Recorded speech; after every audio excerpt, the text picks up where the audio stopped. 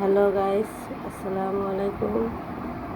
আজকে আমার শরীরে খুব অসুস্থ, ভালো লাগতেছে না, শোয়া ছিলাম। বাচ্চারা বললো আম্মু ভাত দাও, ভাত খাবো। তারপরে উঠলাম, আমিও একটু ভাত নিয়েছি। সকাল 6টা বাজে উঠে রান্না করি। দেখো আজকে রান্না করছি ডিম, আলু ভাজি। দেখো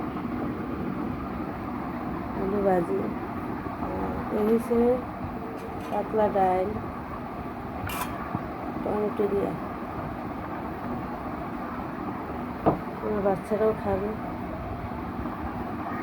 আর গাইস কি বলবো, রাখি শরীরটা খুবই খারাপ, কথা বলতে অনেক কষ্ট হয়। তারপর যেহেতু ভিডিও নিয়ে আসছি, অবশ্যই ভিডিও তো করতেই হবে।